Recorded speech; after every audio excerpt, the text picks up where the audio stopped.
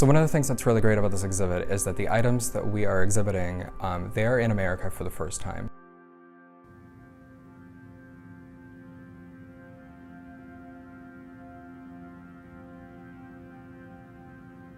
In this exhibit, we focus on hope and compassion. That's why we focus on the rescue mission and the people who volunteered and gave their time, and in many cases gave their lives, to save these women and save these children.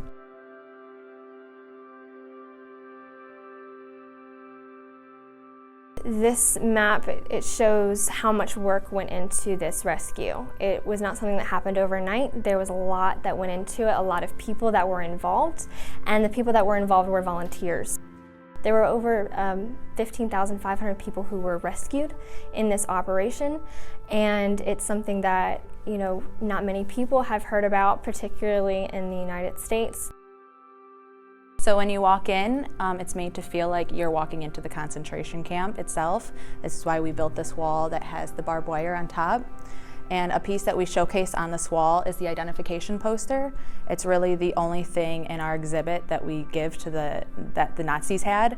The only thing that represents kind of the way that they took these women's identity.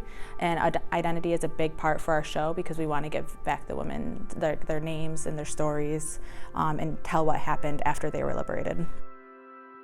Part of our installation of the wall itself, we wanted to make sure that we do have this corner of hope, afterwards, after what happened. And so over here, you'll see the panels start to disappear. And so that's why we have the steps over here.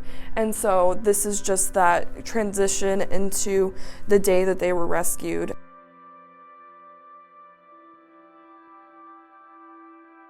We know that this uniform was worn by a prisoner, later refugee, named Apollonia Bryska. Apollonia was a Polish political prisoner. We can actually tell that by the patch that is on her shoulder. It's a red triangle with a P on the inside. The red of the patch indicates that she was a political prisoner. The P indicates that she was of Polish nationality. Apollonia was actually confined to the infirmary when she heard that the buses were coming to Ravensbrück. Apollonia jumped out a window and got herself to that bus and got on and was liberated to Malmö as a result of that. Passenger lists were taken in Malmö when the refugees were coming ashore. The disorganization of the camps was pretty rampant at that point. They really didn't have any knowledge of who was coming out of them, let alone where they came from and where they needed to go back to.